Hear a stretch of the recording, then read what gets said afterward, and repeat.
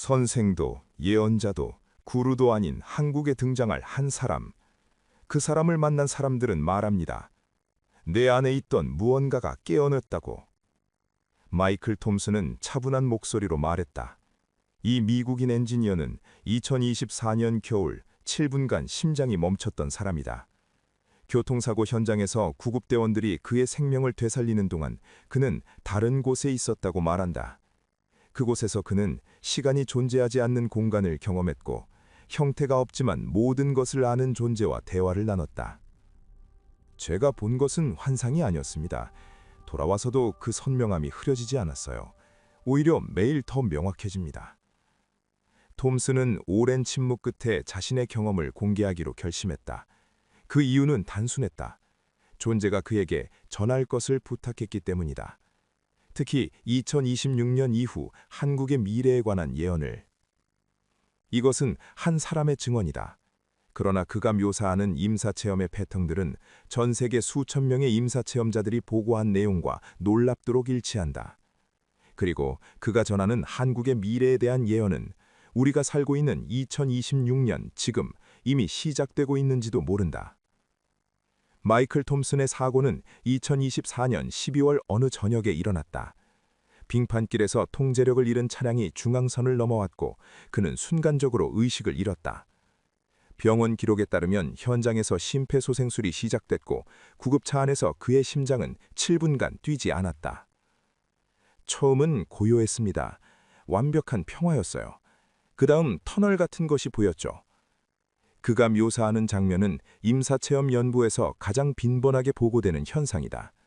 국제임사체험연구협회의 통계에 따르면 심장정지를 경험한 사람들 중 약 10에서 20%가 유사한 기억을 보고한다. 어둠 속 터널, 끝에서 빛나는 광원, 그리고 형언할 수 없는 평온함. 신경과학은 이를 뇌의 산소 부족 상태에서 나타나는 측두엽 활성화로 설명하려 시도한다. 임종 직전 송과선에서 분비된다는 DMT 물질이 환각을 일으킨다는 가설도 있다. 하지만 심장이 멈춘 상태에서 뇌파가 평탄해진 후에도 의식이 지속됐다고 주장하는 사례들은 여전히 논쟁거리다. 저는 제 몸을 내려다봤습니다. 구급대원들이 가슴을 압착하는 걸 봤어요. 이상하게도 두렵지 않았습니다.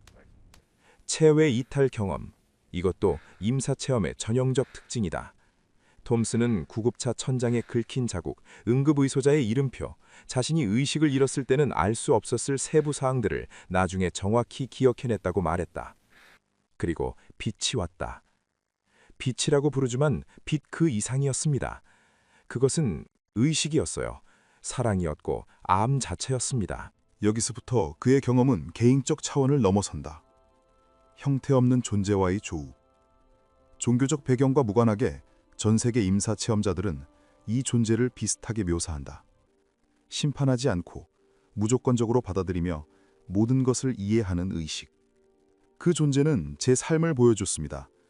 파노라마처럼요. 하지만 제 시선이 아니라 제가 영향을 준 모든 사람의 시선에서요. 생애 회고. 이 현상은 신경과학적으로 흥미로운 지점이다.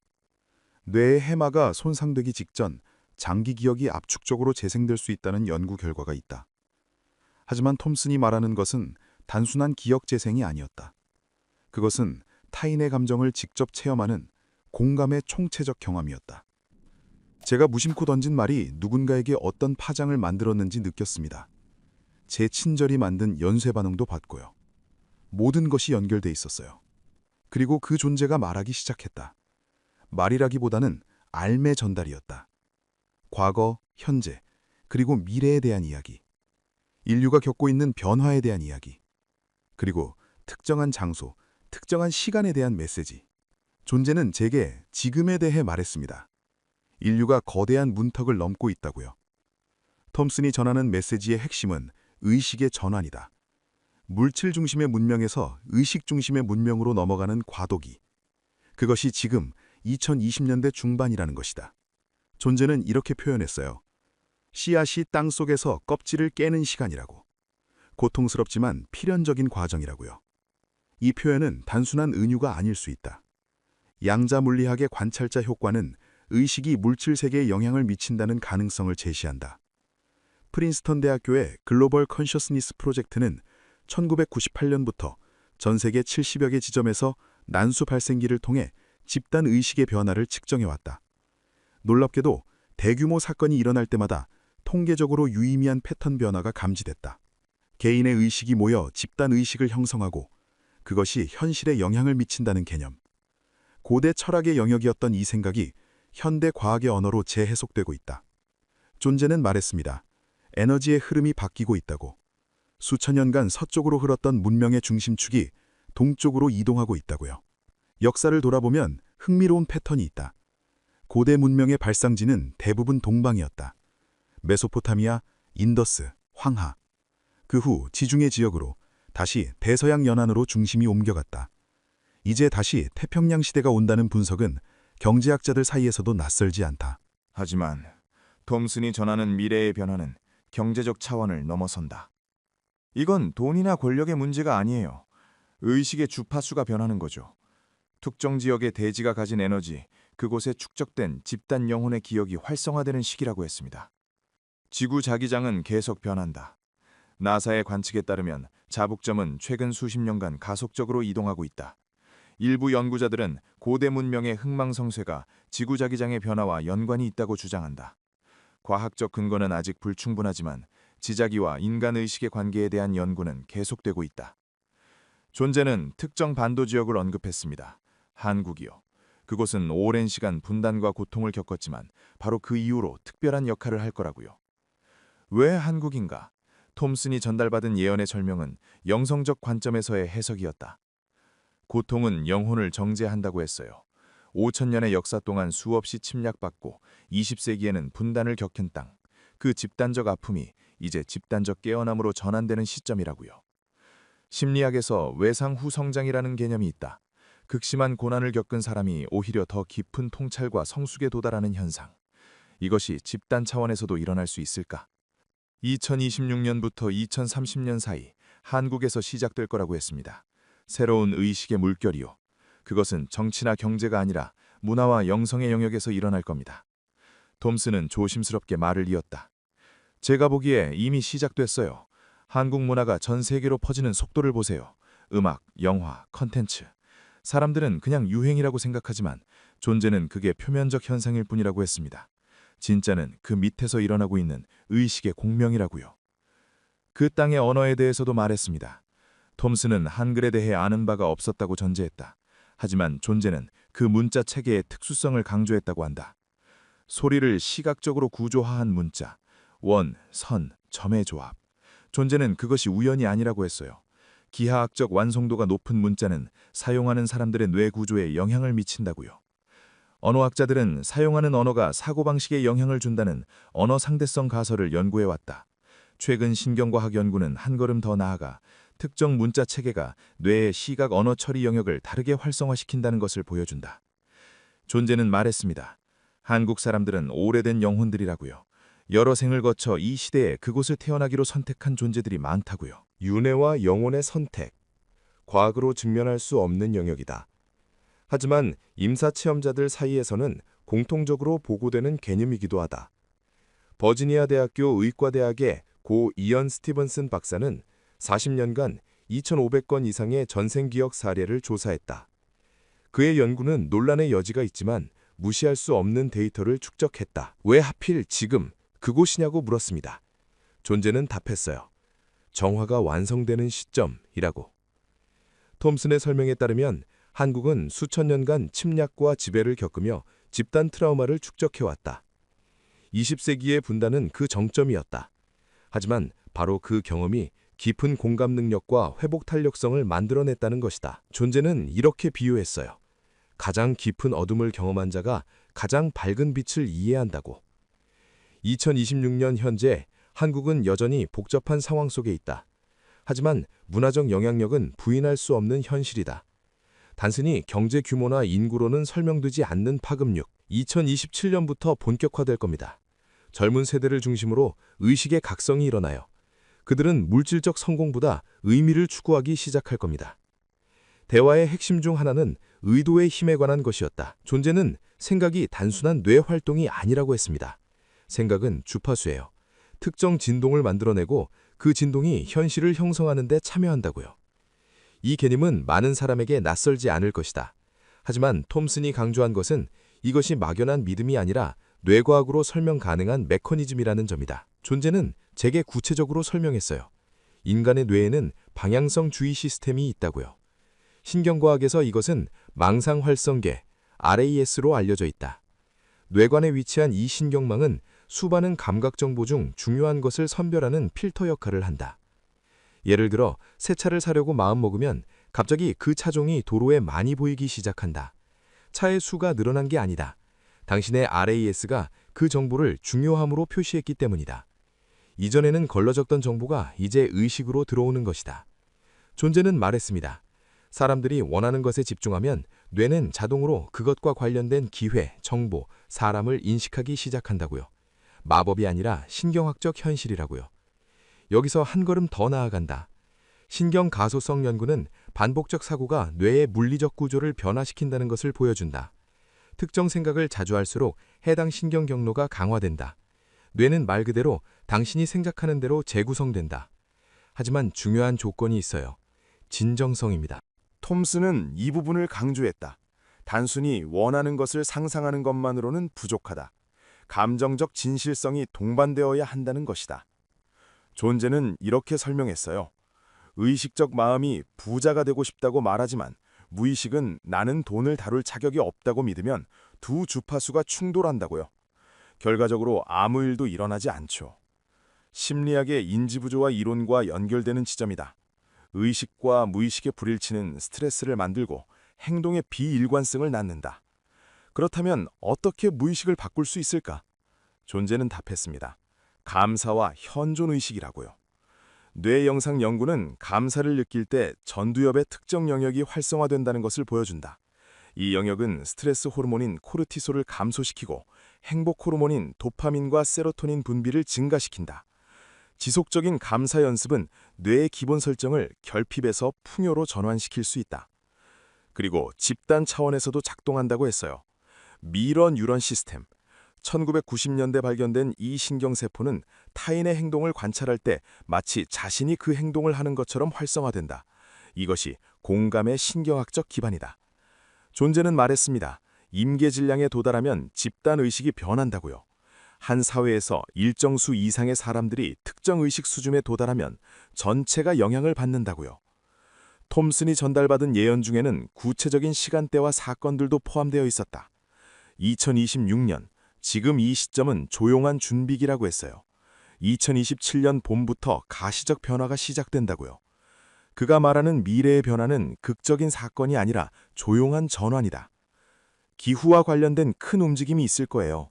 특정 지역에서 예상치 못한 자연현상이 관측되기 시작할 겁니다. 과학자들은 당황할 거고요.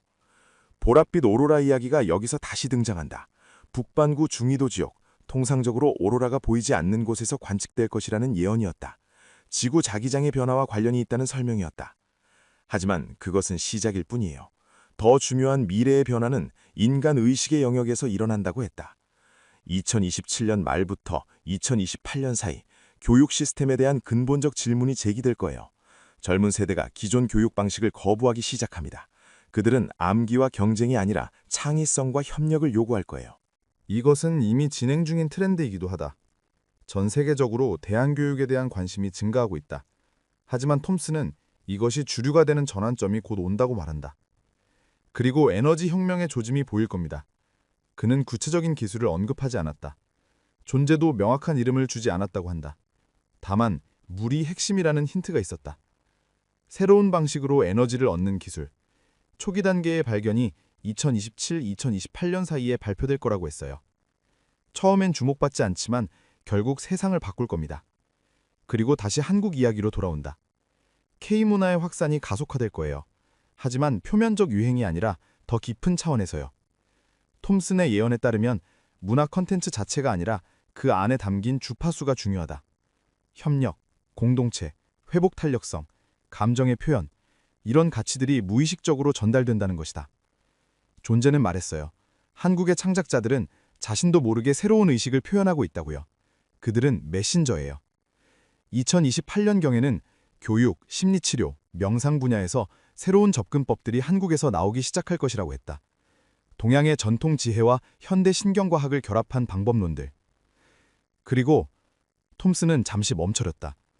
2029년이나 2030년쯤 한국에서 특별한 사람이 주목받을 거라는 예언도 있었어요. 선생이 아니에요. 가르치러 오는 게 아닙니다. 톰슨은 신중하게 말을 골랐다. 이 부분이 가장 전달하기 어려운 예언이라고 했다. 존재는 상기시키는 자라고 표현했어요. 새로운 진리를 가져오는 게 아니라 사람들이 이미 내면에 가지고 있는 것을 깨우는 역할이라고요. 역사를 보면 의식 전환기마다 촉매 역할을 하는 인물들이 등장했다. 종교적 맥락을 떠나 그들의 공통점은 존재 자체가 메시지였다는 것이다. 가르침보다 그들이 체현하는 의식 상태가 주변에 영향을 미쳤다. 2027년에서 2028년 사이 동아시아 어딘가에서 활동을 시작할 거라고 했어요. 처음엔 소수에게만 알려질 겁니다. 하지만 2029년, 2030년경 광범위한 주목을 받기 시작할 거예요. 그 사람의 특징은 무엇인가? 평범해 보일 거예요. 카리스마나 초능력을 과시하지 않을 겁니다. 하지만 그 사람 주변의 사람들이 변하기 시작해요. 더 평화로워지고 명료해지고 자기 안의 빛을 발견하게 될 거예요. 톰슨은 이것이 종교적 메시아에 대한 이야기가 아니라고 강조했다. 존재는 분명히 했어요. 이 사람은 따르라고 하지 않을 거라고요. 오히려 각자의 내면을 보라고 할 겁니다. 나를 믿지 말고 너 자신을 믿으라고 할 거예요. 새로운 조직이나 종교를 만들지 않을 것이며 제자나 추종자를 받지 않을 것이라고도 했다.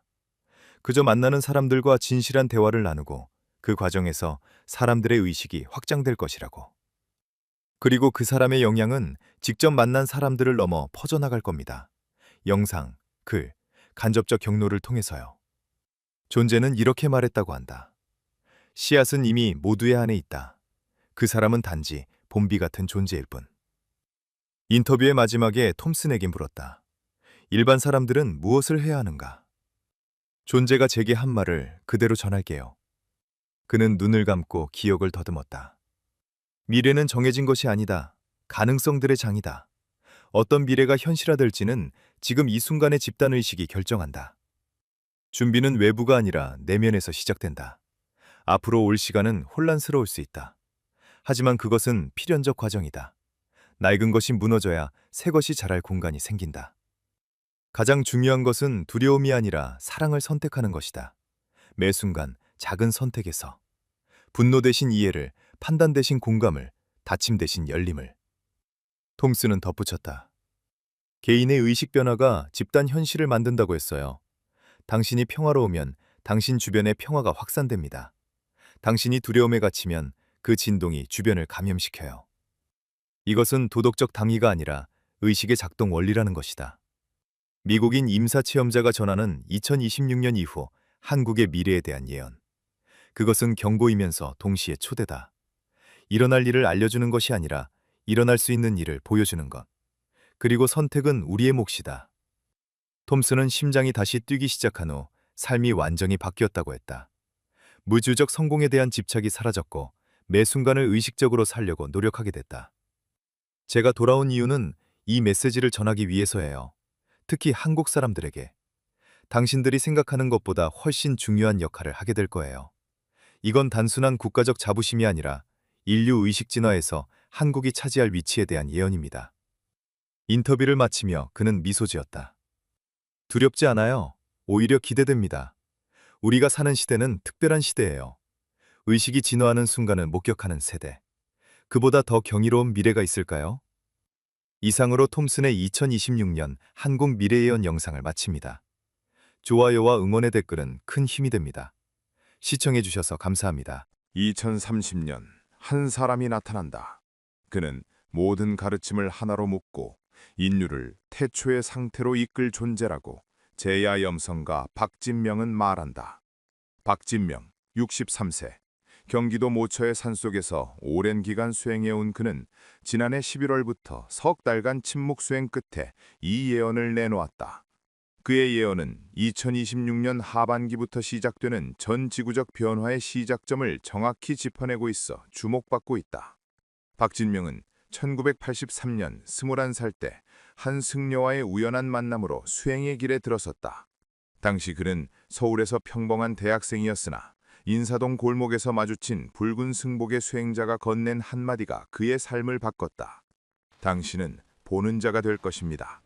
그 말을 듣고 석 달 뒤 알 수 없는 힘에 이끌려 박진명은 학업을 중단하고 히말라야로 향했다. 3년간 라다크 지역의 곰파에서 밀교 수행법을 익힌 그는 1986년 귀국 후 한국의 전통 무속과 불교 명상을 결합한 독자적 수행 체계를 완성했다. 그가 말하는 예언은 깊은 명상 상태에서 시간의 층위를 넘나들며 얻는 구체적 비전이라고 한다. 그의 미래를 보는 방식은 이러하다. 먼저 21일간 음식을 최소화하며 몸을 정화한다. 이후 7일간 완전한 침묵과 어둠 속에서 호흡만으로 의식을 확장한다.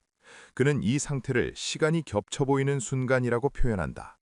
과거와 미래가 동시에 펼쳐지고 개인의 의식이 집단의식과 연결되는 지점에서 그는 특정 장면들을 목격한다. 이 장면들은 단편적이지만 강렬하며 명상에서 깨어난 직후 그는 떨리는 손으로 본 것을 기록한다. 지난 40년간 그가 남긴 예언 중 12건이 모두 실제로 발생했다는 주변의 증언이 있다. 2025년 11월 박진명은 평소보다 긴 침묵 수행에 들어갔다고 한다. 석 달간 외부와 단절된 채 암자에 머물렀고 2026년 2월 초 새로운 메시지를 내놓았다. 올해 하반기부터 세상이 달라집니다. 기술이 인간을 노동에서 해방시키고 그 빈자리를 영혼에 대한 갈증이 채울 것입니다. 이는 시작에 불과합니다. 그의 예언은 2026년부터 2035년까지 10년간의 인류 변화를 담고 있었다. 박진명이 본 2026년 하반기의 세계는 표면적으로는 평온했으나 보이지 않는 곳에서 거대한 물결이 일고 있었다. 인공지능과 자동화 기술이 임계점을 넘어서면서 선진 경제권에서는 주 3일 근무가 보편화되기 시작했고 기본소득 논의가 실험 단계를 벗어나 현실로 구현되는 지역들이 늘어났다. 물질적 풍요는 더 이상 노동의 대가가 아닌 시스템이 제공하는 기본값이 되어갔다. 그러나 박진명은 이렇게 말한다. 사람들은 배고프지 않았지만 허기졌습니다. 일이 사라진 자리에 공허가 찾아왔고 그 공허는 영혼의 목마름으로 드러났습니다. 2026년 9월부터 시작된 변화의 징후는 뚜렷했다. 서양의 대도시들에서는 명상센터가 폭발적으로 증가했고 동남부 대륙의 사원들에는 젊은이들의 발길이 이어졌다. 북유럽 지역에서는 고대 신화를 재해석한 새로운 영성 공동체들이 생겨났으며 남반구의 열대 지역에서는 원주민 전통의식이 현대적으로 탄생했다. SNS에는 각성, 영적 여행, 내면 탐구라는 해시태그가 수억 건을 기록했고 기존 종교기관들은 급격히 줄어드는 신도수에 당혹스러워했다. 사람들은 제도화된 신앙보다 직접적인 체험을, 교리보다 실천을 원했다. 박진명은 이 현상을 영적 민주화라고 불렀다. 과거에는 성직자나 수행자만이 영적 진리에 접근할 수 있었습니다. 하지만 기술이 생존의 문제를 해결하자 모든 이가 구도자가 될 시간을 얻었습니다. 이것이 2026년 하반기의 본질입니다.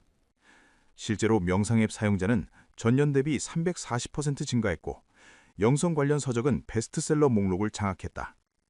대학에서는 의식연구학과가 신설되었고 기업들은 직원들에게 내면 성찰 휴가를 제공하기 시작했다. 세계는 눈에 보이지 않는 무언가를 집단적으로 찾고 있었다. 2027년에 들어서면서 이 흐름은 더욱 가속화되었다. 박진명의 예언에 따르면 각 대륙에서 최소 20개 이상의 새로운 영성운동이 탄생했다. 서부 대륙에서는 양자물리학과 고대 지혜를 결합한 의식과학 운동이 수백만 명을 끌어모았고 중동 지역에서는 수피즘을 현대적으로 재해석한 집단이 급성장했다. 동남부 대륙에서는 요가와 아유르베다를 넘어선 새로운 수행 체계들이 등장했으며 중남부 대륙에서는 샤머니즘과 사이케델릭 치유를 결합한 의식이 합법화 논의를 촉발했다. 아프리카 대륙에서는 조상 숭배 전통이 현대 심리학과 만나 독특한 치유 문화를 만들어냈다. 그러나 박진명이 주목한 것은 이러한 다양성 속에서도 공통된 갈망이었다. 모두가 같은 질문을 던지고 있었습니다. 나는 누구인가? 왜 존재하는가? 진정한 행복은 무엇인가? 종교마다 언어는 달랐지만 그들이 찾는 답은 하나였습니다. 2027년 중반 세계 각지의 영성 지도자들은 자연스럽게 교류하기 시작했다. 국경을 넘어선 온라인 명상 모임에는 수천만 명이 동시 접속했고 서로 다른 전통의 수행자들이 함께 수련하는 모습이 일상이 되었다. 이는 통합을 향한 무의식적 갈망의 필연이었다. 이 과정에서 반도의 땅은 독특한 위치를 점하기 시작했다. 박진명은 이렇게 증언한다. 2027년 가을 저는 명상 중에 한반도가 빛나는 것을 보았습니다. 그것은 외부에서 비추는 빛이 아니라 내부에서 발산되는 빛이었습니다. 실제로 이 시기 한국에서는 과거 수십 년간 잠복해 있던 영적 자산들이 수면 위로 떠오르기 시작했다. 단학, 국선도, 참선, 천도교, 원불교 등 근현대에 형성된 고유의 수행 전통들이 재조명되었고 젊은 세대가 이를 현대적으로 재해석했다. 특히 기와 정신수련법을 중심으로 한 한국식 명상법은 몸과 마음을 통합하는 실용적 접근으로 해외에서 주목받았다. 더 중요한 것은 한국이 가진 역사적 특수성이었다. 불교, 유교, 도교, 샤머니즘이 수천 년간 공존하며 융합된 토양은 세계 어느 곳에서도 찾기 힘든 영적 다양성을 품고 있었다. 박진명은 말한다. 한국은 배타적이지 않았습니다. 여러 가르침을 받아들이고 조화시키는 능력이 DNA에 새겨져 있었습니다. 2027년 세계가 통합을 갈망할 때 한국은 이미 그 실험을 1000년 넘게 해온 땅이었습니다. 2027년 하반기 서울에서 개최된 세계 영성 포럼에는 85개국 대표자 3000여 명이 모였고 이는 그 어떤 종교 회의보다 큰 규모였다. 세계는 한국에서 답을 찾기 시작했다. 2027년 말 박진명은 또 다른 비전을 목격했다. 강남의 한 건물에서 젊은이들이 모여 토론하고 있었습니다. 그들은 각기 다른 배경을 가졌지만 하나의 목표를 공유했습니다. 새로운 시대를 위한 새로운 언어를 만드는 것이었습니다. 이 비전은 2028년의 전조였다. 통합을 향한 움직임은 이제 구체적인 형태를 갖출 것이었다. 2028년 박진명의 예언은 더욱 구체적인 국면으로 접어든다. 봄이 오기 전 씨앗이 땅 속에서 부풀어 오르듯 새로운 것이 형성되고 있었습니다. 보이지 않는 것에서 수많은 사람들이 같은 작업을 하고 있었습니다. 흩어진 조각들을 하나로 맞추는 일이었습니다. 2028년 초 서울과 부산, 제주를 중심으로 통합 영성 연구 모임들이 자생적으로 생겨났다. 이들은 조직화되지 않았고 위계도 없었지만 놀랍게도 비슷한 결론에 도달하고 있었다. 모든 종교와 사상의 핵심은 하나라는 것, 그리고 그 핵심은 언어로 완전히 표현될 수 없다는 것이었다. 박진명은 2028년 6월의 비전을 이렇게 기록했다. 한강변에 수천 명이 모여 있었습니다. 노인도 청년도 아이들도 있었습니다. 그들은 춤추지도 노래하지도 않았지만 공기는 진동했습니다. 한 사람이 단 위에 섰습니다. 그의 얼굴은 보이지 않았지만 그의 존재만으로 사람들은 무언가를 깨달았습니다. 그는 말했습니다. 당신들이 찾던 것은 이미 당신 안에 있습니다. 나는 그것을 보여주러 왔을 뿐입니다. 이 비전은 2030년에 등장할 존재에 대한 첫 번째 예고였다. 2028년 하반기 세계는 더욱 혼란스러워졌다. 급증한 영성운동들 사이에서 갈등이 발생했고 자칭 깨달은 자들이 넘쳐났다. 어떤 이들은 금욕을 외쳤고 어떤 이들은 쾌락의 긍정을 주장했다. 어떤 집단은 기술 문명의 거부를, 또 다른 집단은 기술과의 완전한 융합을 설파했다. 혼돈 속에서 사람들은 진짜와 가짜를 구분할 기준을 잃어갔다. 박진명은 말한다. 이것은 필연이었습니다. 새로운 것이 태어나기 전 낡은 것들이 마지막 몸부림을 치는 시기였습니다. 혼돈 없이는 질서가 올 수 없습니다. 2029년 전환점이 찾아왔다. 박진명의 예언에 따르면 이 해에 반도의 땅에서 하나의 텍스트가 완성되었다. 그것은 경전이 아니었습니다. 철학서도 아니었습니다.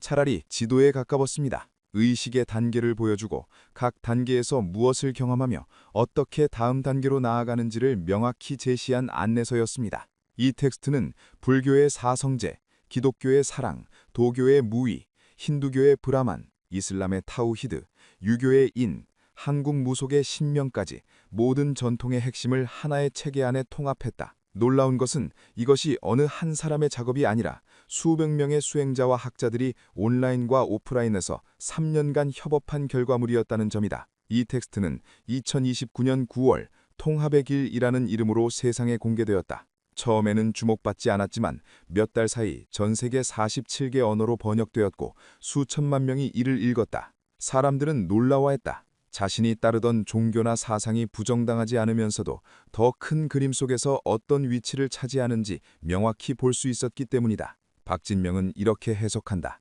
그것은 배제의 논리가 아니라 포함의 논리였습니다. 너는 틀렸다가 아니라 너도 옳지만 전체의 일부다라고 말했습니다. 이것이 사람들을 움직였습니다. 그리고 2030년 박진명이 가장 오래 집중해서 본 비전의 주인공이 모습을 드러냈다. 그는 35살쯤 되어 보였습니다. 평범한 외모였고 화려한 옷도 입지 않았습니다. 하지만 그의 눈을 본 사람들은 알아차렸습니다. 이 사람은 다르다고. 그는 스승이라 불리길 거부했고 추종자를 만들지 않았습니다. 대신 사람들에게 물었습니다. 당신은 누구입니까? 그 질문을 받은 이들은 자기 자신과 마주할 수밖에 없었습니다. 이 존재는 고대 예언서들이 말한 미륵, 마흐디, 메시아의 특징들을 모두 가지고 있었지만 그 어느 것도 아니었다. 그는 새로운 가르침을 주장하지 않았고 기적도 행하지 않았다. 단지 그의 존재 자체가 사람들을 변화시켰다. 박진명은 이 존재의 등장을 거울의 현현이라고 표현한다. 그는 사람들에게 자신을 보여주지 않았습니다. 대신 각자가 자기 안의 신성을 볼 수 있도록 거울 역할을 했습니다. 그와 함께 있으면 사람들은 자신이 찾던 것이 밖이 아니라 안에 있었음을 자연스럽게 깨달았다. 2030년 봄, 이 존재는 서울 북악산 자락에서 처음으로 대중 앞에 섰다. 3만 명이 모였지만 그는 1시간 동안 침묵만 유지했다. 그러나 그 자리에 있던 사람들은 이구동성으로 증언했다. 무언가가 전달되었다고. 이후 6개월간 그는 한반도 곳곳을 걸었다. 강연도 설교도 하지 않았지만 그가 머무는 곳마다 사람들이 모였다. 그들은 그와 함께 앉아 침묵했고 걷고 밥을 먹었다. 평범한 일상이었지만 그 안에서 사람들은 깊은 변화를 경험했다. 분노가 사라지고 두려움이 녹아내리고 오랫동안 풀리지 않던 내면의 매듭이 저절로 풀렸다. 박진명은 말한다. 그는 가르치지 않고 전이시켰습니다. 깨달음은 전염되는 것이었습니다. 2030년 말 그를 직접 만난 사람은 50만 명을 넘어섰고 그들 각자가 또 다른 전달자가 되었다. 세계는 임계점에 도달하고 있었다. 박진명이 본 미래에서 이 시기는 회귀의 시작이었다. 인류는 태초의 상태로 돌아가기 시작했다. 여기서 태초란 원시 시대가 아니라 분리 이전의 상태를 의미했다. 먼 옛날 인간은 하늘과 땅, 신과 인간, 나와 너가 구분되지 않는 상태에서 살았습니다.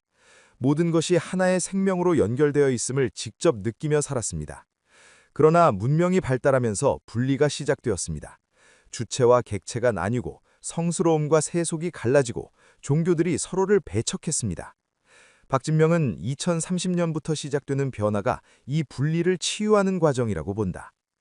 박진명이 명상 중 목격한 태초의 시대는 환상이 아니라 실제했던 의식 상태였다. 그 시대 사람들은 지금처럼 언어로 생각하지 않았습니다. 대신 직접 느꼈습니다. 나무의 생명력을, 바람의 의도를, 동물의 감정을 자신의 것처럼 경험했습니다. 그들에게 세계는 죽은 물질이 아니라 살아있는 존재들의 그물망이었습니다. 이 상태에서는 기도가 필요 없었다. 신과 인간이 분리되지 않았기 때문이다. 의식은 하나였고 각 개인은 그 거대한 의식의 표현이었다. 고대 한반도에서는 이를 한이라고 불렀다. 하나이면서 전체인 근원적 상태였다. 하늘에서 빛이 내려왔고 그 빛은 인간 안에 머물렀습니다. 인간은 신의 사식이 아니라 신 그 자체였습니다. 이들은 삼신의 이치를 알았습니다. 하늘의 이치, 땅의 이치, 인간의 이치가 하나로 작동한다는 것을 말입니다.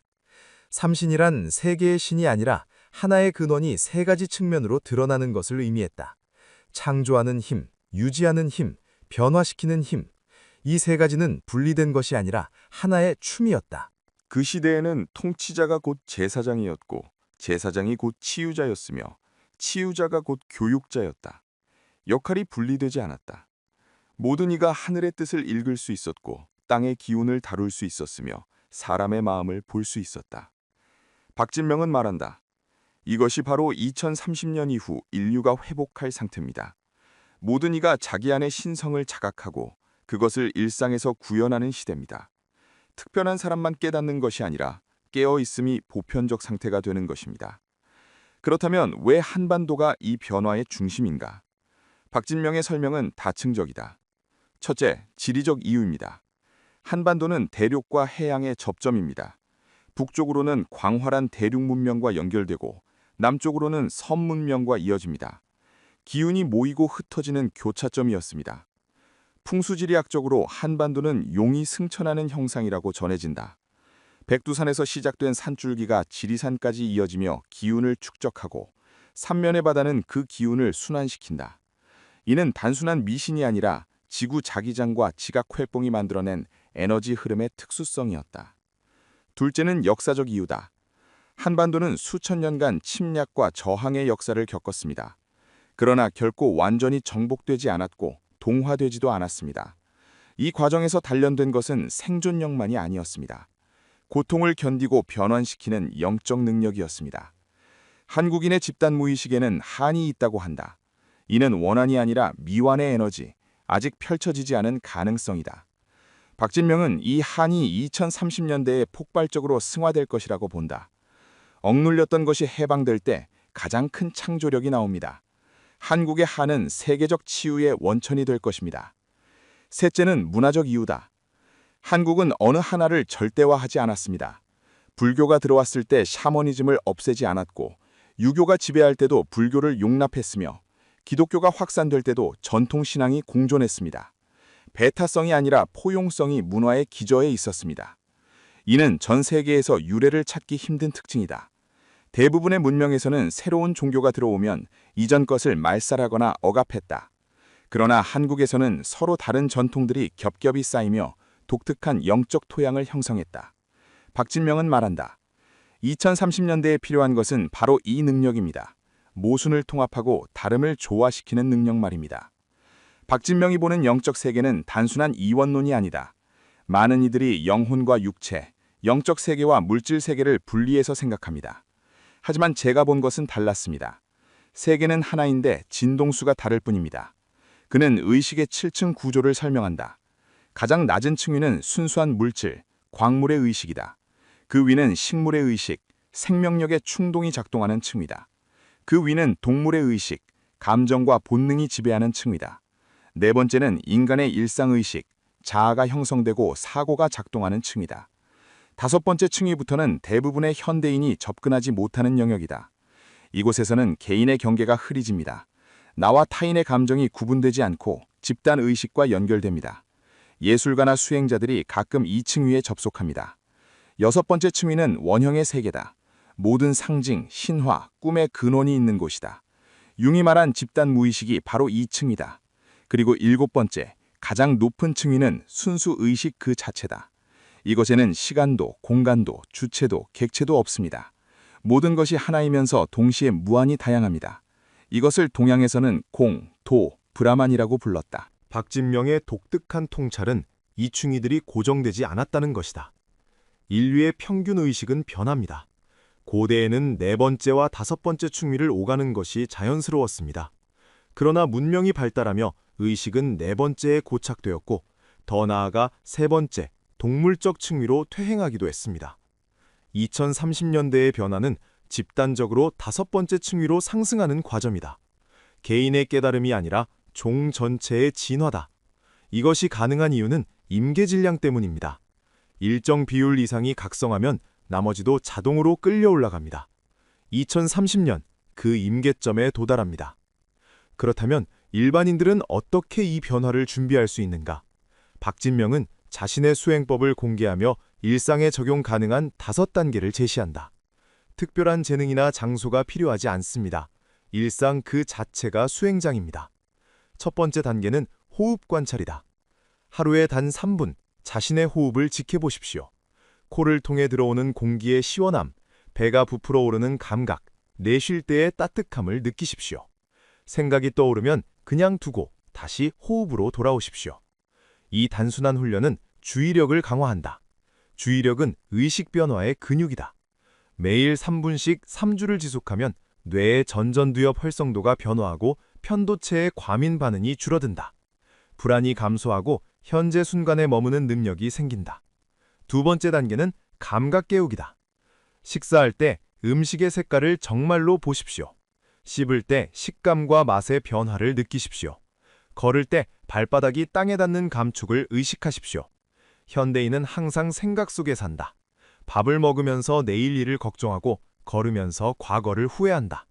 감각으로 돌아오는 것은 생각에서 빠져나오는 것이다. 3개월간 지속하면 삶의 질감이 달라진다. 같은 하루가 훨씬 풍부하고 생생하게 느껴진다. 세 번째 단계는 감정 목격이다. 화가 날 때 나는 화났다고 말하지 말고 화라는 감정이 있다고 말하십시오. 슬플 때도 기쁠 때도 마찬가지입니다. 감정을 자신과 동일시하지 말고 관찰하십시오. 이 미묘한 언어 전환은 의식의 위치를 바꾼다. 감정에 휩싸이는 대신 감정을 느끼는 공간이 된다. 6개월 수행하면 감정의 파도에 덜 흔들리고 감정이 자연스럽게 흐르고 사라지도록 허용할 수 있게 된다. 네 번째 단계는 생각 관찰이다. 하루 10분 눈을 감고 앉아서 떠오르는 생각들을 지켜보십시오. 개입하지 말고 판단하지 말고 그냥 보십시오. 생각이 구름처럼 떠다니고 사라지는 것을 목격하십시오. 처음에는 생각의 폭풍 속에 휘말리지만 시간이 지나면 생각과 생각 사이에 틈이 보인다. 그 틈이 바로 순수 의식의 창이다. 1년 수행하면 생각이 줄어들고 내면의 고요를 경험하기 시작한다. 다섯 번째 단계는 일상의식 전환이다. 모든 행위를 의식적으로 하십시오. 문을 열 때 나는 지금 문을 연다고 알아차리고 물을 마실 때 나는 지금 마신다고 알아차리십시오. 자동 모드에서 벗어나십시오. 이것이 가장 어렵지만 가장 강력한 수행이다. 깨어있음을 24시간 유지하려는 시도다. 완벽하게 할 필요는 없다. 하루에 몇 번이라도 자동 조종에서 깨어나는 순간이 쌓이면 의식의 질이 근본적으로 변한다. 박진명은 강조한다. 이 5단계는 순서대로 할 필요 없습니다. 동시에 해도 되고 하나만 깊이 파고들어도 됩니다. 중요한 것은 꾸준함입니다. 하루 10분의 진정한 수행이 일주일에 한 번 하루 종일 명상하는 것보다 효과적입니다. 그는 또한 경고한다. 신비한 체험을 기대하지 마십시오. 빛을 보거나 소리를 듣거나 황홀경에 빠지는 것이 목표가 아닙니다. 그런 것들은 부산물일 뿐입니다. 진짜 변화는 조용하고 점진적입니다. 어느 날 문득 예전에 화가 나게 했던 일에 더 이상 화가 나지 않는 자신을 발견한다. 그것이 진짜 성장이다. 박진명의 예언은 여기서 끝나지 않는다. 2035년까지의 비전도 있지만 그는 모든 것을 공개하지 않는다. 미래는 확정된 것이 아니다. 가능성들의 집합이다. 제가 본 것은 가장 높은 확률의 미래일 뿐 절대적 운명은 아니다. 인간의 선택이 미래를 만든다. 그가 확실하게 말하는 것은 하나다. 변화는 이미 시작되었고 가속화되고 있으며 막을 수 없다는 것이다. 2026년 2월 현재 박진명은 여전히 경기도 산소구 암자에 머물러 있다. 그는 인터뷰 요청을 모두 거절하고 SNS도 하지 않는다. 다만 그의 예언을 기록한 노트는 몇몇 제자들을 통해 조용히 퍼지고 있다. 그 노트를 읽은 사람들은 말한다. 무언가 울림이 있다고. 그것이 진실이기 때문일까? 아니면 우리 모두가 내면 깊숙이 이미 알고 있던 것을 상기시켜주기 때문일까? 한 가지 분명한 것은 세계는 변화의 문턱에 서 있고 한반도는 그 변화의 중심에서 독특한 역할을 준비하고 있으며 우리 각자는 그 커다란 흐름의 일부라는 것이다. 박진명의 마지막 말은 예언이 아니라 초대였다. 2030년을 기다리지 마십시오. 지금 시작하십시오. 당신의 각성이 세계의 각성입니다. 우리는 모두 연결되어 있습니다. 오늘의 예언을 모두 소개하였습니다. 좋아요와 응원의 댓글은 영상 제작에 큰 힘이 됩니다. 시청해주셔서 감사합니다. 이것은 미국의 한 예언자가 말한 한국에 관한 내용입니다. 한국과 일본 사이, 그리고 한국의 서쪽 바다가 마치 오래된 숨을 내쉬듯 융기한다. 집안이 조금 흔들리는 정도가 아니다. 판 자체가 재편되는, 지구가 자신의 형태를 바꾸는 사건이다. 그리고 그 과정에서 아무도 예상하지 못했던 일이 벌어진다. 한국 서쪽 해저에서 거대한 땅덩어리가 수면 위로 모습을 드러내는 것이다. 그 위에는 인류가 아직 만난 적 없는 기록들이 가득하다. 그는 미국 텍사스에 살던 신경외과 전문의였다. 그리고 그가 이것을 본 것은 망원경도 위성 사신도 어떤 과학 장비도 아닌 심장이 멈춘 4분 22초 동안이었다. 미국 예언가가 보고 온 2026년 이후 한국의 미래. 이것은 그 이야기다. 제임스 R. 카터, 1971년생, 텍사스 주립대학교 의과대학 출신의 신경외과 전문의, 수술 건수 2,300건 이상. 그는 뇌를 다루는 사람이었다. 인간의 의식이 어디서 오는지, 그것이 물리적 뇌의 산물인지 아닌지를 학문적으로 누구보다 깊이 고민해온 사람이기도 했다. 그러나 그 모든 고민은 2019년 11월 14일 오전 11시 7분 한순간에 다른 차원으로 넘어갔다. 그날 그는 수술을 집도하던 중이었다. 갑작스러운 심장 리듬 이상. 의료진의 기록에는 심실세동 발생, 즉각 재세동 시행, 자발순환 회복까지 4분 22초라고 적혀 있다. 심장이 멈춘 4분 22초. 의학적으로 이 시간은 뇌의 비가역적 손상이 시작될 수 있는 임제 구간이다. 그러나 제임스는 그 시간 동안 다른 어떤 것을 경험했다. 그가 처음 발표한 것은 사건으로부터 3년이 지난 후였다. 학술 논문이나 언론 인터뷰가 아니었다. 그는 조용히 자신이 신뢰하는 소수의 연구자들에게만 구술로 전달했다. 그 내용이 조금씩 외부로 알려지기 시작한 것은 2023년 무렵이었고, 그것이 퍼지는 방식은 출판이나 미디어가 아닌 사람에서 사람으로 전해지는 오래된 방식이었다. 임사체험을 연구해온 학자들, 특히 정신과 의사 레이먼드 무디 박사가 1975년 처음 체계화하고 신경외과 의사 에벤 알렉산더가 직접 경험하며 기록한 이 분야는 지난 반세기 동안 수천 건의 사례가 축적되었다. 그중 공통적으로 나타나는 요소들이 있다. 육체를 벗어난 시점의 명료한 인식, 빛을 향한 이동, 경계선, 그리고 어떤 존재와의 만남. 제임스의 경험은 이 패턴을 따르는 듯했지만 그가 그 존재로부터 받은 것은 달랐다. 그것은 개인적인 위안이나 삶의 의미가 아니었다. 그것은 구체적인 미래의 장면들이었다. 제임스는 이렇게 말했다. 나는 이동했다는 느낌이 없었습니다. 그냥 어느 순간 거기에 있었어요. 그가 도달한 것은 공간이라고 부를 수 없었다. 위아래도 없고 앞뒤도 없고 어떤 물리적 경계도 없었다. 빛이 있었지만 눈부시지 않았다. 그 빛은 방향이 없었다. 모든 방향에서 동시에 오는 것 같기도 했고 사실은 아무 방향에서도 오지 않는 것 같기도 했다. 빛이라기보다는 밝음의 상태에 그가 놓인 것에 가까웠다. 소리는 없었다. 그러나 침묵도 아니었다. 그는 이것을 설명하는데 가장 오래 망설였다고 한다. 소리가 없는데 가득 차 있었어요. 무언가로. 정보라고 해야 할까요? 인식이라고 해야 할까요? 말로는 안 되는 것이었어요. 무엇보다 이상했던 것은 시간이었다. 제임스는 분명히 4분 22초 동안 그 공간에 있었다. 그러나 그 안에서 그가 경험한 것은 수십 년의 분량처럼 느껴졌다. 그것이 어떻게 가능한가? 시간은 물리적 현실에서는 선형으로 흐른다. 그러나 우리의 주관적 경험에서 시간은 늘어나기도 하고 수축하기도 한다. 그리고 그 공간에서 시간은 방향이 없었다. 과거와 현재와 미래가 동시에 존재하는 장소, 모든 것이 지금인 곳. 동양 수행 전통에서는 이것을 무시간의 현재라고 표현한다. 명상에 깊어진 수행자들이 묘사하는 어떤 의식의 상태, 자아가 사라지고 시간이 사라지고 그러나 완전히 깨어있는 상태. 제임스는 그것에 일순간 도달한 것이었다. 심장이 멈춤으로써. 그리고 그것이 나타났다. 형태는 없었다. 그러나 거기 있음은 분명했다. 제임스는 그것을 존재라고 불렀다. 어떤 특정한 믿음 체계의 언어로 그것을 규정하기를 그는 의도적으로 거부했다.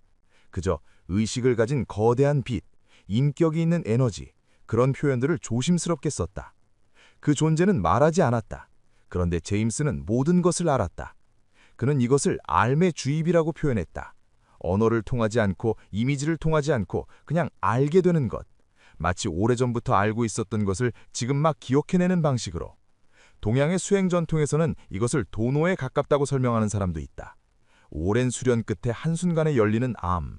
제임스는 그것을 수련 없이 심장이 멈춘 4분 22초 안에 경험했다. 고대 영적 전통에서 전해지는 아카식 레코드. 우주에서 일어난 모든 사건, 모든 생각, 모든 의식의 파동이 기록된 에너지장이라고 불리는 것을 연구하는 학자들은 제임스의 묘사를 듣고 조용히 고개를 끄덕였다고 한다. 그가 도달한 공간이 바로 그곳과 같은 성질이었다고. 과거와 현재와 미래가 동시에 존재하는 장소, 시간이 선형이 아닌 곳. 그 존재는 그에게 무언가를 보여주었다. 보여주었다는 표현도 정확하지 않다. 제임스는 말한다. 영상이 아니었어요. 감각이었어요. 냄새가 있고 무게가 있고 온도가 있었어요. 미래인데 이미 일어난 것처럼 생생했어요. 그것은 예언이기 이전에 하나의 완전한 경험이었다. 그리고 그 경험의 중심에는 동아시아가 있었다. 한국이 있었다. 그리고 지구의 표면이 숨을 들이쉬고 내쉬는 거대한 벼랴가 있었다. 그가 돌아왔을 때 수술실의 시계는 11시 11분 29초를 가리키고 있었다. 그 존재가 제임스에게 처음 보여준 것은 장면이 아니었다. 감각이었다. 땅이 움직이는 느낌, 발바닥을 통해 올라오는 진동이 아니라 지구 내부에서 시작해 표면을 향해 밀고 올라오는 압력, 마치 오랫동안 수압을 버텨온 무언가가 한계에 도달하는 순간처럼. 제임스는 이것을 설명하면서 이런 말을 남겼다. 그것은 갑작스러운 지형 변화가 아니었어요. 지구가 의도적으로 무언가를 드러내는 것처럼 느껴졌습니다. 지구 물리학의 언어로 말하면 이것은 판구조론의 영역이다. 지구의 표면은 10여 개의 거대한 암석판 위에 올려져 있으며 이 판들은 지금 이 순간에도 매우 느리게 이동하고 있다. 그러나 그 이동이 축적된 에너지를 한꺼번에 방출할 때 그 순간은 지형을 바꾼다. 역사 속에서 이런 일은 반복되었다.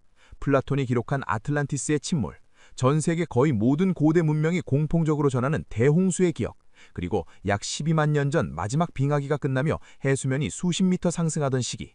그것은 신화가 아니라 지질학적 사실로 기록된 사건들이다. 제임스가 본 미래는 그 연장선 위에 있었다. 2026년, 동아시아의 해저 지각이 재편된다. 그 충격은 단순히 수치로 측정되는 규모의 문제가 아니다. 판의 경계가 움직이고 수백만 년의 지질 역사가 한순간에 가시화된다. 그 과정에서 바다가 돌아오는 곳이 있고 바다가 물러나는 곳이 있다.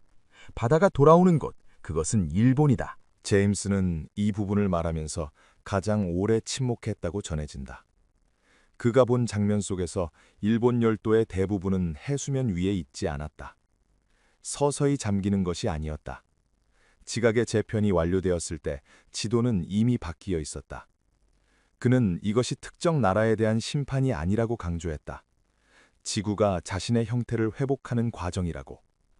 그러나 그 과정이 인간에게 얼마나 격렬하게 느껴질지는 그는 말을 아꼈다.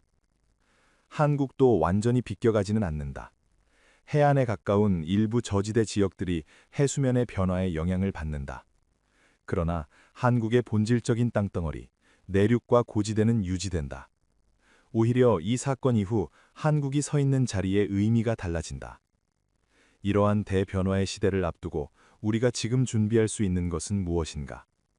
지리적으로는 저지대 해안 지역에 장기적으로 의존하는 구조를 재검토하는 것이다. 자산과 삶의 기반을 한 장소에 집중시키지 않는 것. 단일한 국가경제나 단일 통화에 종속된 구조에서 벗어나 다양한 형태의 가치 저장 수단을 갖추는 것. 이것은 특정 사태에 대한 공포 반응이 아니라 어떤 환경 변화에서도 유연하게 작동하는 삶의 구조를 만드는 것이다. 큰 변화의 시대일수록 뿌리가 넓은 사람이 살아남는다. 그리고 이보다 더 깊은 준비가 있다. 정보의 독립성이다. 대형 사건이 발생할 때 가장 먼저 흔들리는 것은 정보 환경이다. 무엇이 사실인지 판단하기 어려워지고 두려움을 기반으로 한 정보들이 넘쳐난다. 그 안에서 스스로 판단하는 능력, 비판적으로 읽고 다양한 출처를 교차 확인하고 자신의 직관을 신뢰하는 능력은 어떤 물리적 자산보다 더 가치 있는 준비다. 역사 속에서 큰 변화의 파도를 넘어온 사람들은 항상 자신의 머리로 생각하는 사람들이었다. 음식과 물에 대한 기본적인 준비도 있다. 도시 문명은 복잡한 공급망 위에 서 있다. 그 망이 흔들릴 때를 대비한 최소한의 자금 능력, 그것은 서바이벌리즘이 아니라 합리적인 리스크 관리다. 현명한 사람은 최선을 바라면서도 최악을 대비한다. 그리고 바다가 물러나는 곳이 있었다. 제임스가 본 장면 중 가장 그를 압도했다고 말한 부분이 여기다. 지각의 재편이 일어나는 동안 한국의 서쪽 해저 일부가 수면 위로 올라온다. 천천히가 아니다. 판이 움직이는 시간 속에서 거대한 땅덩어리가 그 모습을 드러내기 시작한다. 그 땅의 표면은 오랜 침수의 흔적을 간직하고 있다. 그러나 침식과 퇴적 아래 가려져 있던 것들이 있다. 구조물의 흔적, 기하학적으로 배열된 돌들, 마모되었지만 분명히 인공적인 손길이 닿은 표면들, 그리고 문자. 아직 해독되지 않은 어떤 기존 언어 체계과도 연결되지 않은 기호들이 새겨진 석판들. 제임스는 이 장면에서 울었다고 한다. 그는 그 이유를 설명하지 못했다. 그냥 슬프지 않은데 눈물이 났어요. 그것이 거기 있었다는 것 자체가. 그것이 오랫동안 기다리고 있었다는 것이. 현재 주류 역사학이 공인하는 가장 오래된 문명은 약 5,000년에서 6,000년 전으로 거슬러 올라간다. 메소포타미아 유역에서 발원한 도시국가들, 나일강 유역의 거대 문명들. 그러나 이미 고고학의 변방에서는 이 연대를 뒤흔드는 발견들이 조금씩 축적되고 있다. 터키 남동부에서 발굴된 약 12,000년 전의 정교한 신전 유적, 인도 해안 앞바다에서 수중 탐사를 통해 발견된 고대 도시 구조물의 흔적. 이것들은 아직 역사 교과서에 들어오지 않는다. 기존의 체계를 흔들기 때문이다. 기존 체계가 흔들린다는 것이 왜 그토록 느린 과정인지를 이해하면 오히려 이 발견들의 의미가 더 선명해진다. 역사학은 발견된 증거를 해석하는 학문이지만 동시에 기존에 해석된 체계를 지키려는 관성도 강하다. 새로운 발견이 기존의 틀을 완전히 부수는 수준일 때 학계는 침묵하거나 무시하거나 혹은 수십 년에 걸쳐 천천히 흡수한다. 이것은 음모가 아니라 인간 조직의 본성이다. 그러나 물리적 증거가 충분히 쌓이면 결국 역사는 다시 쓰인다. 제임스가 본 유물들이 실제하게 된다면 그것들은 그 어느 발견보다 더 깊은 층위를 건드릴 것이다. 현재 우리가 역사 이전이라고 부르는 시대, 문자도 도시도 국가도 없다고 여기는 그 시대에 무언가가 있었다는 것을 물리적으로 증명하는 기록들. 그것은 역사의 시작점을 다시 설정해야 하는 수준의 발견이다. 그것도 단 몇백 년이 아니라 수만 년을 거슬러 올라가는. 그리고 그 기록들이 가리키는 것이 동아시아였다. 한국이 지금 서 있는 그 땅의 뿌리였다. 제임스는 그 유물들 앞에서 자신이 무엇을 느꼈는지를 이렇게 표현했다. 그것은 한 나라의 유물이 아니었어요. 인류 전체가 어디서 왔는가를 말하는 기록이었어요. 그런데 그것이 그 땅에서 나왔다는 것이 이상하게도 이상하게 느껴지지 않았어요. 제임스는 그 존재에게서 그 시대의 모습을 보았다. 그가 표현하는 방식으로 말하면 이렇다. 지금으로부터 수만 년 전, 동아시아의 광대한 지역, 지금의 한반도와 그 북쪽 대륙, 그리고 현재의 해저 일부까지 포함하는 광대한 영역에 하나의 큰 연합이 존재했다. 제임스는 이것을 빛의 연합이라고 불렀다. 12개의 서로 다른 갈래가 하나의 원리 아래 느슨하게 연결된 구조. 중앙집권적 제국이 아니라 공통된 우주적 이해를 기반으로 각자의 땅을 다스리는 형태. 그 연합의 중심에는 하나의 근원적 원리가 있었다. 제임스는 이것을 설명할 때 어려움을 겪었다. 하나이면서 셋이에요. 셋이면서 하나이고요. 생명을 낳고 기르고 완성하는 세 가지 작용이 하나의 근원에서 나온다는 것을. 그 문명의 사람들은 하늘의 움직임을 읽었다. 별자리의 주기, 계절의 변화, 인간 몸의 리듬이 우주의 리듬과 하나라는 것을 알고 있었다. 그들은 이것을 관념으로만 아는 것이 아니라 실제로 그 원리에 따라 살았다. 농사를 짓는 방식, 마을을 배치하는 방식, 의식을 행하는 방식 모두가 하늘의 질서와 정렬되어 있었다. 그리고 그들에게는 하나의 법이 있었다. 제임스는 이것을 가장 인상 깊게 기억했다. 그들의 가장 기본적인 가르침은 모든 인간을 이롭게 하라는 것이었어요. 그것이 왕의 명령이 아니라 그 땅을 세운 첫 번째 원리였어요. 그 문명은 수학을 알았다. 우주의 구조를 숫자로 표현하는 방식을. 81개의 기호로 이루어진 체계. 그것이 하늘과 땅과 인간의 관계를 수학적으로 담아냈다고 제임스는 말했다. 그것은 장식이 아니었다. 실제로 작동하는 우주론적 코드였다. 그 문명은 쇠락했다. 기후의 변화, 해수면의 상승, 그리고 이후 다른 시대들이 덮어왔다. 기억은 사라지고 기록은 물 아래로 가라앉았다. 그러나 그 씨앗, 그 원리, 그 감각, 그 하늘을 읽는 방식은 그 땅의 사람들 안에 잠복했다. 유전자처럼 혹은 기억의 깊은 층위에 새겨진 무언가처럼. 제임스는 이것을 설명하면서 흥미로운 비유를 사용했다. 씨앗은 땅 속에 묻혀 있을 때 씨앗처럼 보이지 않는다. 그것이 씨앗이었다는 것은 싹이 트고 나서야 알 수 있다.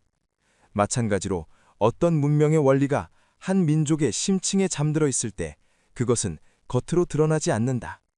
특정 순간에 특정 기계에 의해 깨어날 때까지는. 그 계기가 융기한 땅 위의 기록들이 될 것이라고 제임스는 보았다. 수면 위로 올라온 유물들은 물리적 증거다. 그러나 그것이 불러일으키는 것은 단순히 지적 호기심이 아니다. 제임스는 이것을 민족적 각성이 아니라 우주적 기억의 회복이라는 표현으로 설명했다. 어떤 원리들, 하늘과 땅과 인간이 하나의 이치로 연결된다는 것, 모든 존재를 이롭게 하는 것이 가장 강한 힘이라는 것, 그것이 태초부터 그 땅에 새겨진 원리였다면 그 기록이 다시 수면 위로 올라올 때 그 원리도 함께 깨어난다는 것, 그리고 그 원리를 가장 깊이 이해하고 살아낼 수 있는 위치에 있는 사람들이 그 땅의 후손들이라는 것.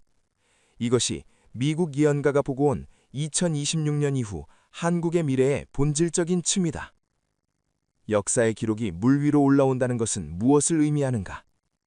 제임스는 이 질문 앞에서 잠시 멈추었다. 그리고 말했다. 그것은 땅의 문제가 아니에요. 기억의 문제예요. 어떤 민족이 스스로를 어떻게 이해하는가, 그것이 그들이 세상에서 어떻게 작동하는가를 결정해요. 2026년 이후의 흐름을 그가 본 방식으로 따라가면 이렇다. 해저에서 솟아오른 땅과 그 위에서 발굴되기 시작하는 기록들은 단순히 고고학적 사건이 아니다. 그것은 한 민족의 자기인식을 뿌리부터 흔들어 재건하는 사건이 된다. 지금까지 스스로를 작다고 여겼던 것이 아니라 오래되었다는 것을, 깊다는 것을, 그 뿌리가 어디서 왔는지를 비로소 알게 되는 것. 제임스는 이것이 한국 사람들이 민족적 분노를 갖게 되는 것이 아니라 민족적 고요함을 갖게 되는 것이라고 표현했다. 깊이 뿌리내린 나무는 흔들리지 않는다. 자신의 기원을 아는 사람은 타인의 평가에 흔들리지 않는다. 그 이후의 20년, 2026년부터 2040년대에 걸쳐 한국은 변한다. 군사력이나 경제력만의 이야기가 아니다. 어떤 원리로 세상을 이해하는가, 어떤 언어로 인류에게 말을 거는가의 문제다. 제임스는 이 부분을 설명하면서 흥미로운 표현을 썼다. 세상은 지금까지 하드웨어의 강자를 따랐어요. 그런데 그 다음 시대는 소프트웨어의 강자를 찾게 됩니다. 인간을 이해하는 언어, 삶의 이치를 꿰뚫는 지혜, 그것을 가진 곳으로 세상이 귀를 기울이기 시작해요. 태초의 시대에 모든 인간을 이롭게 하라는 원리로 세워진 그 문명의 씨앗이 한국 안에 잠들어 있다면, 그리고 그 씨앗을 깨우는 사건이 일어난다면 그것은 한 나라의 부상이 아니라 인류의 기억 회복과 맞닿아 있는 사건이 된다. 제임스는 이것이 자신이 받은 예언 중 가장 중요한 부분이었다고 말했다. 특정 나라가 위대해지는 것이 아니라 오래전에 인류가 알고 있었던 무언가가 다시 세상으로 나오는 것. 이 미래는 2025년 말, 지금 이 시점에서 보면 먼 이야기처럼 느껴질 수 있다. 그러나 지각의 재편은 예고 없이 온다. 변화는 항상 그것을 준비한 사람과 준비하지 않은 사람을 나눈다. 그렇다면 이 시대를 어떻게 살아야 하는가? 제임스는 그 존재로부터 예언만 받아온 것이 아니었다. 그는 그 존재로부터 마지막으로 이런 말을 들었다. 돌아가서 내면을 닦아라. 세상이 흔들릴수록 중심이 고요한 사람이 세상을 이끈다. 내면을 닦는다는 것은 무엇인가? 제임스가 돌아온 이후 스스로 실천하기 시작한 것들을 그는 구체적으로 전했다. 그것은 거창한 수련이 아니었다. 호흡이었다. 매일 아침 눈을 뜨고 아무것도 하기 전에 그냥 숨을 느끼는 것. 들이쉬고 내쉬는 그 감각에 의식을 완전히 놓는 것. 이것이 단순해 보이지만 실제로 해보면 얼마나 어려운지를 알게 된다. 우리의 마음은 대부분의 시간을 과거나 미래에서 보낸다. 어제 일어난 일을 반복 재생하거나 아직 오지 않은 것을 걱정하거나. 호흡을 느끼는 것은 그 마음을 지금 이 순간으로 데려오는 가장 직접적인 방법이다. 지금 이 순간 외에는 어떤 것도 실제하지 않는다. 과거는 기억이고 미래는 상상이다. 실제하는 것은 오직 지금뿐이다. 그 다음은 관찰이다. 자신의 생각을 생각하는 것이 아니라 생각을 바라보는 것. 생각이 일어나고 사라지는 것을 지켜보는 관찰자의 자리에 머무는 것. 대부분의 사람들은 자신이 생각이라고 믿는다. 불안한 생각이 일어나면 자신이 불안한 사람이라고 여긴다. 그러나 생각은 날씨와 같다. 그것은 왔다가 간다. 그것을 보는 눈은 다른 자리에 있다. 이 수련이 깊어질수록 흥미로운 일이 일어나기 시작한다. 내면이 고요해질수록 외부의 현실이 달라지기 시작하는 것이다. 이것은 신비로운 이야기처럼 들리지만 양자역학의 관점에서 보면 의외로 낯설지 않다. 관찰자가 관찰 대상에 영향을 미친다는 이중슬릿 실험의 결과, 의식과 물질 사이의 경계가 우리가 생각하는 것만큼 명확하지 않다는 현대 물리학의 탐구들, 우리가 어떤 의식의 상태에 있는가가 우리 주변의 현실에 영향을 미친다. 구체적으로 말하면 이것이다. 두려움에 집중된 의식은 두려움을 끌어당기는 구조를 만든다. 마음이 부족함으로 가득 차 있을 때 그 부족함은 지속적으로 재생된다. 반대로 이미 이루어진 것처럼 느끼는 것, 원하는 상태에 이미 있는 것처럼 감사의 감각으로 현재를 경험하는 것. 이것은 자기 위안이 아니다. 의식이 현실을 구성하는 방식에 적극적으로 참여하는 것이다. 감사는 이 과정에서 가장 강력한 도구 중 하나다. 감사하는 마음 상태는 뇌의 기능적 구조를 실제로 바꾼다. 이것은 신경과학이 이미 확인한 사실이다. 그리고 그 상태에서 내리는 판단, 내리는 결정, 만나는 사람들, 그것들은 달라진다. 현실이 달라진다. 제임스는 이렇게 말했다. 그 존재가 나에게 준 가장 큰 선물은 예언이 아니었어요. 내 의식의 상태가 곧 내 세계라는 것, 그것을 알게 된 것이었어요. 마음 수련의 세 번째는 공동체다. 변화의 시대일수록 혼자 서려는 경향이 강해진다. 그러나 고립은 취약성을 높인다. 같은 방향을 바라보는 사람들, 서로의 현실을 지지해주는 관계망, 그것이 물리적 준비보다 더 근본적인 안전이다. 오래전 빛의 연합이 12갈래이면서 하나였던 것처럼. 연결은 힘이다. 그리고 정보를 다루는 태도. 변화의 시대에는 엄청난 양의 정보가 쏟아진다. 그 속에서 중심을 잃지 않는 것이 중요하다. 정보를 두려움의 재료로 쓰지 말고 판단의 재료로 쓰는 것. 정보를 받아들이되 그것에 의식이 끌려가지 않는 것. 내 안에 고요한 중심이 있을 때 정보는 나를 흔들지 않고 나를 안내한다. 제임스가 특히 강조한 것이 하나 더 있었다. 수면과 꿈의 시간이다. 우리는 삶의 약 3분의 1을 잠속에서 보낸다. 현대사회는 이 시간을 그저 몸을 회복하는 시간으로만 취급하지만 수행 전통들은 이 시간을 전혀 다르게 본다. 의식이 육체의 제약에서 벗어나 다른 층위의 정보를 받아들이는 시간. 직관과 통찰이 상징의 언어로 전달되는 시간. 제임스는 자신의 임사체험 이후 꿈의 질이 완전히 달라졌다고 말했다. 이제 꿈을 꾸면 알아요. 이것이 그냥 뇌의 처리인지 아니면 무언가가 전달되고 있는 것인지. 잠들기 전 마음의 상태가 꿈의 내용을 결정한다. 그리고 꿈에서 받은 인상이 깨어있는 시간의 직관을 형성한다. 잠들기 전 오늘 하루 감사한 것을 떠올리는 것. 내일 어떤 상태로 깨어나고 싶은지를 의도로 설정하는 것. 이것은 수면의 질을 바꾸고 나아가 삶 전체의 방향성을 바꾸는 작은 실천이다. 2026년 2월, 지금 이 순간에도 동아시아의 지각은 움직이고 있다. 지구는 항상 움직인다. 우리가 느끼지 못할 뿐이다. 제임스가 본 것이 언제 어떤 방식으로 현실화될지 아무도 정확히 알 수 없다. 예언은 가능성의 언어다. 고정된 미래를 말하는 것이 아니라 지금의 흐름이 향하는 방향을 말하는 것이다. 사실 모든 시대의 사람들은 자신이 살던 시대가 전환점이라고 느꼈다. 그리고 어떤 의미에서 그것은 항상 옳다. 매 순간은 전환점이다. 다만 어떤 전환은 더 가파르다. 어떤 파도는 더 크다. 그리고 큰 파도일수록 서핑을 배운 사람과 배우지 않은 사람의 차이가 더 극명하게 드러난다. 제임스가 말하는 내면의 준비는 결국 그 서핑 능력이다. 외부가 어떻게 변하든 자신의 중심을 유지하는 능력. 두려움이 아닌 명료함으로 선택하는 능력. 혼자가 아닌 연결로 나아가는 능력. 이것들은 미래에 대한 공포를 없애주지 않는다. 그러나 공포가 있더라도 앞으로 나아갈 수 있게 해준다. 그것으로 충분하다. 그러나 이것만은 분명하다. 세상은 변한다. 그것이 지각이든 정치든 경제든 문화든 변하지 않는 것은 없다. 그리고 그 변화 속에서 흔들리지 않는 사람들이 있다. 내면의 중심이 있는 사람들, 자신이 누구인지를 아는 사람들, 연결된 사람들, 준비된 사람들. 제임스 카터는 지금 텍사스의 어딘가에서 조용히 살고 있다. 강연도 거부하고 인터뷰도 거부한다. 신경외과 의사로서의 공식 활동도 줄였다. 그는 더 이상 뇌를 수술하는 것보다 더 중요한 일이 있다고 느낀다고 전했다.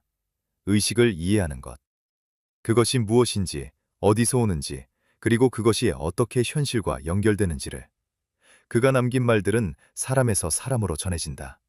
출판되지 않고 공식화되지 않은 채.